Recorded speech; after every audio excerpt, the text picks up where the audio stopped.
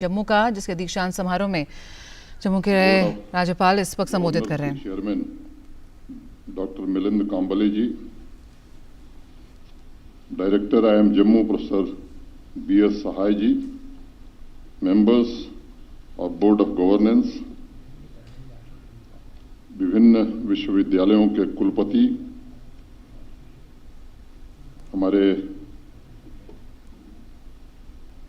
Adviser Shri Rajiv Rai Bhatnagar ji, Shri Bashir Khan ji, Jammu Kashmir संघ राज्य क्षेत्र के मुख्य सचिव श्री BV सुब्रमण्यम जी, जम्मू कश्मीर संघ राज्य क्षेत्र के सभी वरिष्ठ प्रशासनिक अधिकारी, सभी ग्रेजुएटिंग स्टूडेंट्स, IIM के सभी प्राध्यापकगण, सभी सम्माननीय अभिभावक, देवियों, सज्जनों तथा मित्रों, सबसे पहले मैं सभी स्टूडेंट्स को बधाई देता हूं और उनके उज्जवल भविष्य की कामना करता हूं। बात शुरू करूं उसके पहले भारत के उपराष्ट्रपति आदरणीय वेंकैया नायडू जी का भी हृदय से अभिनंदन करना चाहता हूं और आभार भी व्यक्त करना चाहता हूं कि आपने समय निकाला और इस कन्वोकेशन में आप शामिल हुए। जितेंद्र सिंह जी का भी उनकी जन्मभूमि कर्मभूमि में मैं एक बार स्वागत करता हूं।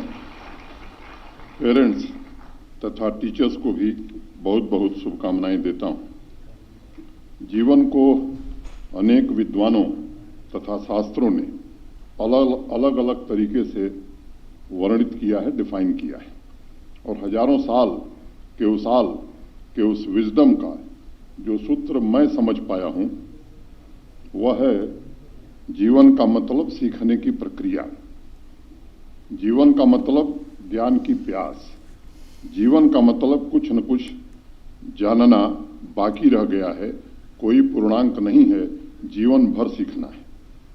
आज जो विद्यार्थी नई राह पर चलने को तैयार हैं, उनसे मैं कहना चाहता हूं कि जब आप नौकरी शुरू करेंगे तो रोज नए अनुभव होंगे, अनेक जिज्ञासाएं मन में उत्पन्न होंगी।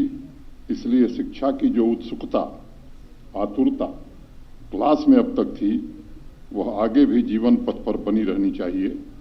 ज्ञान की खोज और ज्ञान का अर्जन, ये जो प्रक्रिया है, ये जीवन पर्यंत चलनी चाहिए।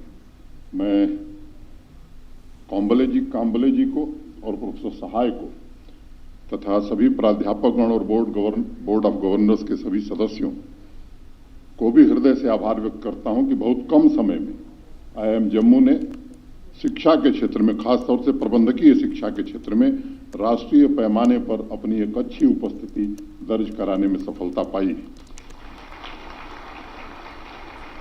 विश्व के पहले मैनेजमेंट गुरु चाणक्य ने अपने अर्थशास्त्र में जिस प्रकार बिजनेस एक्सपेंशन, मार्केट एक्सपेंशन, नए business idea, revenue generation, creation of wealth पर सूत्र दिए थे, उस दौर के व्यवसाय से जुड़े लोगों के लिए मैं मानता हूं कि वही गाइड बुक थी।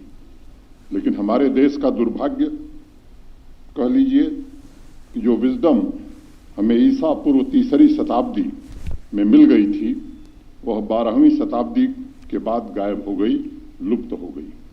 और इसलिए आज भी बहुत सारे ऐसे लोग हैं जिन्हें सिर्फ इतना ही पता है कि बिजनेस मैनेजमेंट एजुकेशन की शुरुआत जोसेफ वाटन ने की और पहला इंस्टीट्यूशन 1881 में स्थापित किया गया।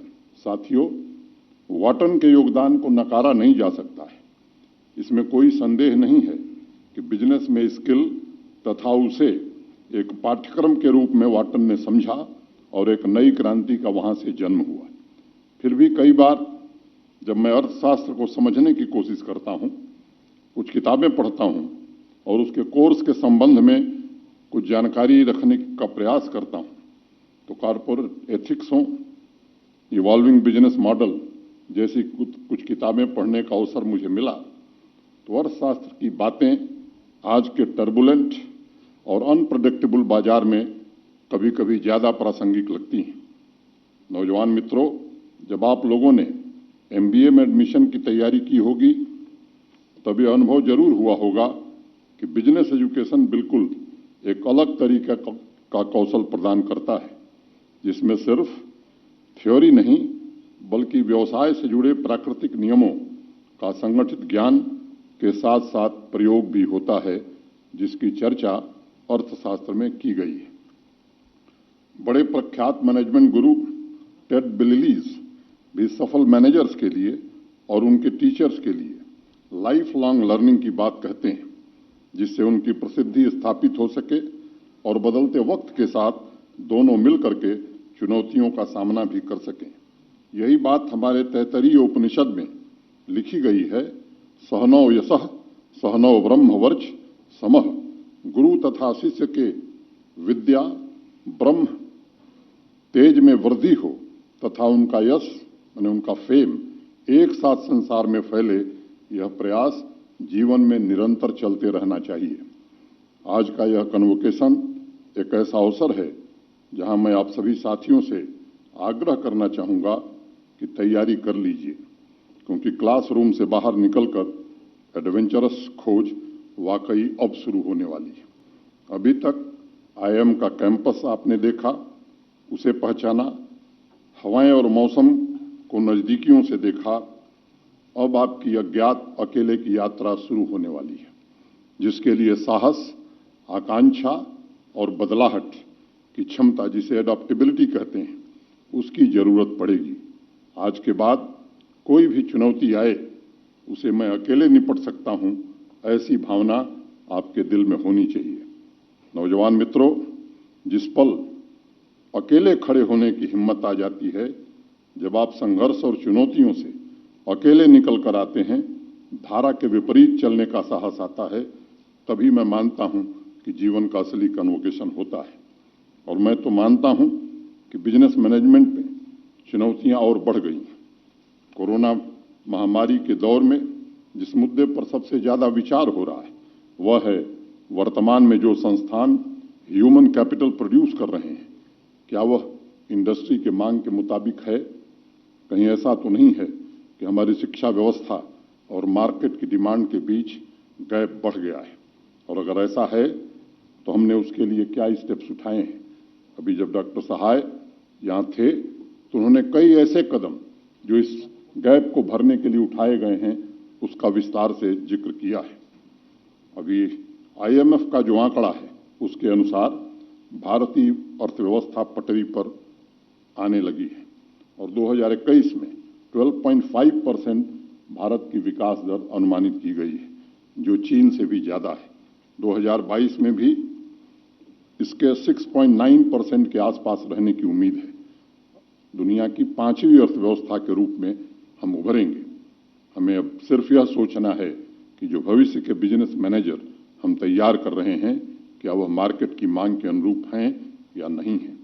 सभी शिक्षकों, प्राध्यापकों से मैं निवेदन करना चाहूंगा कि पिछले साल सितंबर में विश्व के 700 कॉरपोरेट के बीच एक सर्वे हुआ था कि कोरोना के बाद नए रिक्रूट में वह कौन सी स्किल देखना चाहेंगे। जो टॉप 3 स्किल सेट उन्होंने बताए थे, managing strategy and innovation, managing tools and technology तथा इंटरपर्सनल स्किल। और उनका यह मानना था कि कोरोना के बाद जो न्यू नॉर्मल वर्ल्ड आएगा, उसमें भी हर साल अप स्किल करने की आवश्यकता पड़ेगी।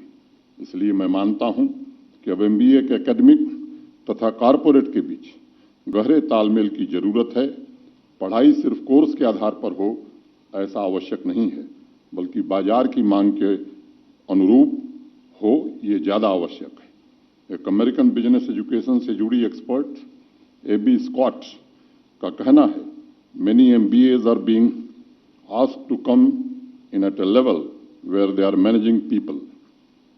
They are being asked to make strategic decisions, not just implement them, and they are being asked to creatively solve problems, which is what innovation truly is. मित्रों, market के अनुरूप बदलाव के लिए जमीन देश के सम्माननीय प्रधानमंत्री आदरणीय नरेंद्र मोदी जी ने 2017 में ही तैयार कर दी थी, जब आईआईएम को राष्ट्रीय महत्व का संस्थान घोषित किया था। सम्माननीय प्रधानमंत्री जी का उद्देश्य है हमारा ह्यूमन कैपिटल विश्व स्तरीय होना चाहिए और इसलिए मैं मानता हूं कि एमबीए ग्रेजुएट में सिर्फ ऑपरेशनल स्किल हो ऐसा नहीं है, उनमें और भी गुण हैं, प्रतिभा है और उसे निखरने का पूरा मौका मिलना चाहिए। अब डिजिटल तथा आर्टिफिशियल इंटेलिजेंस के जमाने में हर रोज मार्केट में जिस तरह के बदलाव हो रहे हैं और मशीन मनुष्य को रिप्लेस कर रही है, उसको ध्यान में रखते हुए बिजनेस मैनेजमेंट के लोगों को इवॉल्व होना पड़ेगा।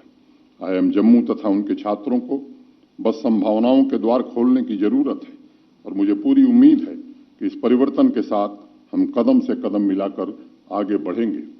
साथियों, हमें यह भी ध्यान देना होगा कि हमारी जो शिक्षा है वह सिर्फ बाहरी जगत नहीं बल्कि मन की पूर्णता को भी छुए, ताकि हर बच्चा सिर्फ प्रतिस्पर्धा, सिर्फ एक रेस का हिस्सा न बने, बल्कि उसको ऐसा अवसर दिया जाए जहां सफलता का मतलब सिर्फ मेडल नहीं, प्लेसमेंट नहीं, बल्कि अच्छे व्यक्तित्व का संपूर्ण विकास हो। एक प्रसिद्ध किस्सा है, आप में से अनेक लोग जानते हैं।